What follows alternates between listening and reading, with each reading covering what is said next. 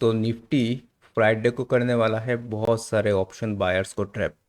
जिस तरीके से आज सबको ट्रैप किया है, बहुत सारे रिटेलर्स आज पुट के साइड में ट्रैप हुए होंगे, क्योंकि एक बायसनेस इनके अंदर आ जाता है ऑप्शन बाइंग पे। क्योंकि यहाँ पे देख सकते हो कि चार्ट पे आज अच्छा खासा मोमेंटम था। कहीं ना कहीं जाके रिटेल जो ट्रेडर्स होते हैं इनके मन में आता है कि नहीं, किसी भी पॉइंट पे मार्केट अगर घूमता है, अगर मार्केट रिवर्स आता है तो पुट पे पैसा मिल जाएगा। क्योंकि मार्केट का सेंटीमेंट अभी निगेटिव है।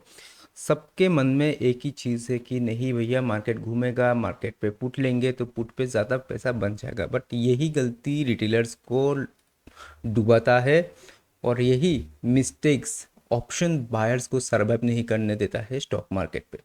तो आज क्या गलती की है लोगों ने, मैं बताता हूँ। आज बहुत सारे लोग ये पॉइंट पे बहुत सारे लोगों ने पुट पे बैठे होंगे, और इनका कमर मार्केट ने आज तोड़ दिया होगा। क्योंकि जिस तरीके से मार्केट ने क्लोजिंग दिया है, मैंने बताया था कि 23,000 के ऊपर अगर मार्केट क्लोज करेगा तो मार्केट बढ़ता जाएगा बढ़ता जाएगा। अगर मार्केट को और भी बढ़ना है तो ये यहाँ से और भी बढ़ सकता है। अभी किसी पॉइंट ऑफ टाइम पे लेट्स से कि यहाँ पे आके अगर मार्केट ने ब्रेक किया तो यहाँ पे प्राइस एक्शन बनाया, तभी भी मार्केट पे जो रिटेलर ट्रेडर्स है इनको लगा कि नहीं, मार्केट तो अब गिरेगा बोल के मार्केट पे फिर से पुट लिया। जब रिटेलर्स का कमर टूटता है तब मार्केट पे मोमेंटम आता है। ये मार्केट का साइकोलॉजी है। तो अभी हम किस तरीके से प्लान कर सकते हैं, आइए let's understand in daily time frame. First daily time frame पे मैं आप लोगों को सिनारियो दिखा देता हूँ किस तरीके से यहाँ पे प्राइस एक्शन बन रहा है। तो डेली टाइम फ्रेम पे निफ्टी पे आप लोग देख सकते हो कि यहाँ पे थोड़ा ज़्यादा अच्छा एक रिवर्सल का साइन है। बट ये रिवर्सल हम कब तक देखेंगे, ये जब तक ये 23,500 तक हम एक्सपेक्ट कर सकते कि मूव आ सकता है, चांसेस आर वेरी हाई। या फिर हम 24,000 तक एक्सपेक्ट कर सकते हैं अगर 23,550 के ऊपर अगर ये निकलता है तो हमको निफ्टी लेके जाएगा 24,000 के आसपास। यहाँ से मैं एक फिर से इस तरीके से रेजिस्टेंस एक्सपेक्ट कर रहा हूँ कि यहाँ से रेजिस्टेंस हिट करे, एंड मार्केट यहाँ से स्लो एंड स्टडी इसको फिर से नीचे आना है या फिर रिवर्सल लेगा। तो हम एक डब्ल्यू के बाद हम इस तरीके से प्लान कर सकते हैं। तो अभी भी टाइम है यहाँ पे, मार्केट को पहले प्राइस एक्शन बनने दो, प्राइस एक्शन फॉर्मेशन होने दो, इसके बाद हम प्लानिंग करेंगे। ओके, तो अभी निफ्टी में हम किस तरीके से प्लान कर सकते हैं, सिंपल रखेंगे। अगर मार्केट फ्राइडे 23,460 के ऊपर क्लोजिंग करता है, I would be interested in sell side का ट्रेड, ठीक है। और लॉन्ग साइड का जो व्यू रखूंगा, मैं टारगेट रखूंगा 23,560। उसके बाद 23,610 का मैं टारगेट रखूंगा। यहाँ तक मेरा प्लान है फ्राइडे के लिए। डाउन साइड के लिए अभी मैं जब तक 23,200 के नीचे जब तक क्लोजिंग नहीं करेगा तब तक मैं यहाँ पे बियरिश दे होऊंगा। क्यों बियरिश यहाँ पे होऊंगा मैं आपको भी बताता हूँ। ये यहाँ से इम्पल्सिव मूव आया है, देख सकते हो। यहाँ पे देख सकते हो कि एक 50% का जोन है यहाँ पे, और यहाँ पे देख सकते हो प्राइस एक्शन बना के यहाँ से सेलिंग आया, फिर यहाँ से ड्रॉप आया है। तो मैं एटलीस्ट ये जो जोन है इस जोन के आसपास वेट करूंगा। इसके नीचे अगर प्राइस एक्शन बनागा then I would be interested in put side. Okay, और यहाँ पे अगर मार्केट सपोर्ट लेता है, लेट्स से कि मार्केट नीचे आता है, नीचे आने के बाद यहाँ से वेट करके फिर से निकलता है, तो मैं यहाँ से फिर से बाइंग करने के लिए कोशिश करूँगा यहाँ पे। और ये जो लो है इसको अगर ब्रेक करता है मार्केट तो मार्केट फिर से ये लो टेस्ट करने के लिए आ सकता है। ये जो 22,900 का जो जोन है, इस जोन को मार्केट फिर से टेस्ट करने के लिए आ सकता है, chances are very high. What if अगर मार्केट गैप डाउन ओपनिंग होता है, तो गैप डाउन में देखूंगा कि ये जोन के अंदर रहेगा तो मैं बुलिश ही रहूँगा, ठीक है। इसके अंदर मैं बुलिश रहूँगा। और इसके नीचे अगर आएगा मार्केट, यहाँ से अगर प्राइस एक्शन बना के नीचे आएगा तो मैं यहाँ पे सेलिंग के लिए अपॉर्चुनिटी दूंगा। ये टारगेट होगा। देन उसके बाद ये जो जोन है इसके आसपास 700 के आसपास मेरा टारगेट हो जाएगा। गैप अप अगर ओपनिंग होता है, गैप अप ओपनिंग अगर इस जोन के आसपास अगर गैप अप ओपनिंग होता है या फिर यहाँ पे गैप अप ओपनिंग होता है तो मैं यहाँ पे कुछ प्राइस एक्शन देखूंगा। प्राइस एक्शन अगर इस तरीके से नीचे आता है तो मैं सेलिंग का अपॉर्चुनिटी देखूंगा। किसी भी पॉइंट पे अगर आगे क्लोजिंग प्राइस के आसपास आके फिर से सपोर्ट लेता है तो मैं यहाँ से वी शेप रिकवरी का एक्सपेक्ट कर रहा हूँ, तो मैं इसको प्लानिंग करूँगा इस तरीके से। ऑलराइट, तो आइए अभी बैंक निफ्टी देख लेते हैं कि बैंक निफ्टी में हम किस तरीके से प्लान कर सकते हैं। Bank Nifty looking picture perfect area, क्योंकि बैंक निफ्टी में ये रेजिस्टेंस के आसपास ये अभी आके होल्ड कर रहा है। मंडे सॉरी फ्राइडे अगर ये 54,070 के ऊपर अगर ये क्लोजिंग करना स्टार्ट करता है तो आपको डायरेक्ट लेके जाकर एक बड़ा टारगेट के लिए बैंक निफ्टी रेडी हो जाएगा, विच इज़ 54,800 के आसपास ये आपको टारगेट देके जाएगा। ठीक है, यहाँ तक के लिए हम प्लानिंग करेंगे। सेलिंग सेट के लिए बैंक निफ्टी ये जो एरिया है यहाँ से इसके नीचे अगर क्लोज करेगा 53,200 के नीचे 220 पकड़ के चलो, इसके नीचे अगर क्लोजिंग करेगा प्राइस एक्शन के बाद तो मैं यहाँ पे इसको सेलिंग करने के लिए प्लान करूँगा। ये स्विंग के आसपास टारगेट रखूँगा विच इज़ 50 to 500। उसके बाद मैं ये जो जोन है इसके आसपास 52,000 तक मैं प्लानिंग करूँगा सेलिंग साइड का व्यू।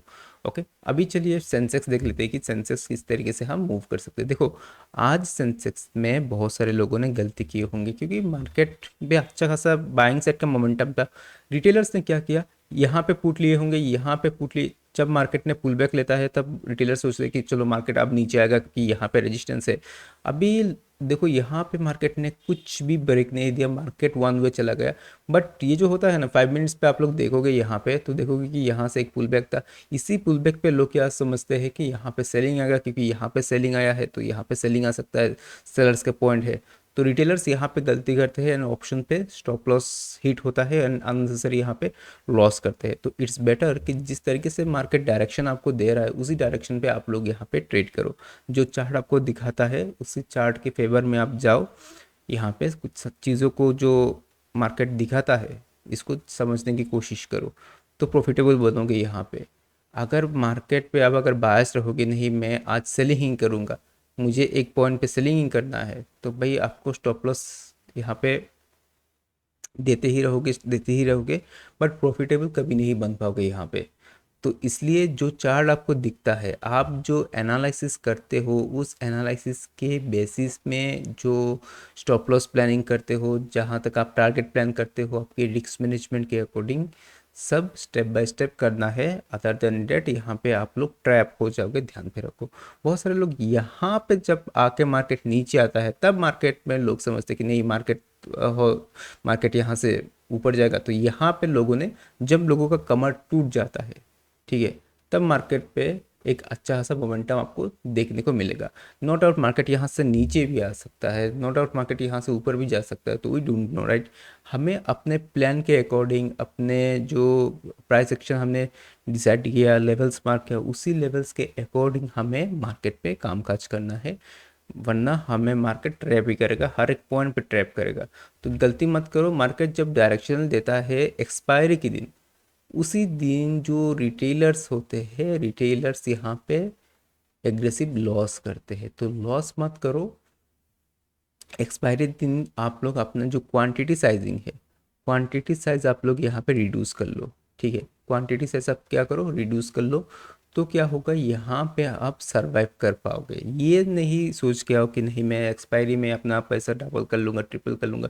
गैम्बलिंग माइंडसेट के साथ आओगे तो यहाँ पे एक ना एक दिन इतना ख़राब ट्रेड मिलेगा आपको, आपका पूरा अकाउंट ही वाइप आउट कर देगा। तो इट्स बेटर कि अपने आप को थोड़ा कंट्रोल पे लाओ। जो रूल्स बनाओगे, जो डिसिप्लिन आपके अंदर है उसी डिसिप्लिन को फॉलो करते हुए आपको जाना है। स्टॉक मार्केट एक ऐसा प्लेस है कि आपको अपने रूल्स डिसिप्लिन मनी मैनेजमेंट के अकॉर्डिंग जाना होगा, वरना आप यहाँ पे कितना भी लर्निंग कर लो कितना ही प्रैक्टिस कर लो, अगर खुद के अंदर पेशेंस नहीं है, डिसिप्लिन नहीं है, कंट्रोल नहीं है, तो यहाँ पे सर्वाइव नहीं कर पाओगे। प्रॉफिट तो दूर की बात है। So keep that in mind and trade responsibly. ठीक है, तो सेंसेक्स कुछ नहीं खास है यहाँ पे। ये जोन और ये 75,000 का जोन मार्क कर लेना, ये 3 पॉइंट आप लोग मार्क कर लो।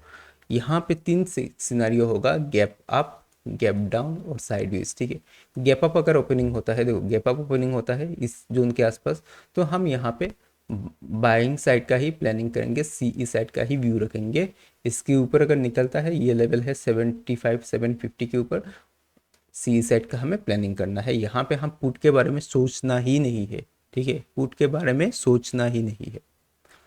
मार्केट अगर 75,000 के आसपास आता है, लेट्स से कि साइडवेज ओपनिंग होने के बाद अगर साइड इस यहाँ पे आता है, तो आप इस जोन के अंदर आप प्राइस एक्शन देखो। अगर प्राइस एक्शन यहाँ पे पॉजिटिव साइड का है, इस तरीके से ये रिवर्स कर रहा है, तो आप लोग यहाँ पे सी साइड पे जाओ।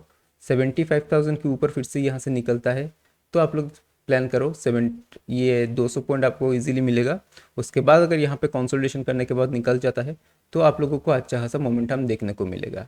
व्हाट इफ अगर मार्केट गैप डाउन ओपनिंग होने के बाद यहाँ पे अगर गैप डाउन ओपनिंग होने के बाद नीचे आता है तो ये जोन अभी सपोर्ट के लिए रेडी हो जाएगा, क्योंकि यहाँ पे open equal to low candlestick है। यहाँ पे 5 मिनट्स देखोगे तो यहाँ पे ओपन इजिकल टू लो है।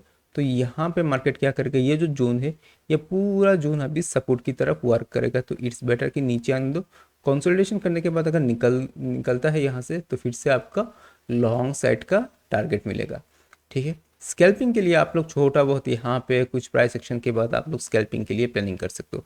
एग्रेसिव सेल ऑफ कहाँ पे आएगा, ये लेवल के बाद 74,250 को अगर ब्रेक करता है विथ प्राइस एक्शन तो आपको फिर से सेलिंग देखने को मिलेगा।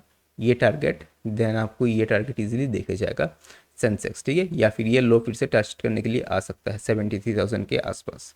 ऑलराइट, तो keep that in mind and please trade responsibly. Alright guys, so that's all for now. Do hit the like button if you like this video and make sure to share with your friends. Thank you so much.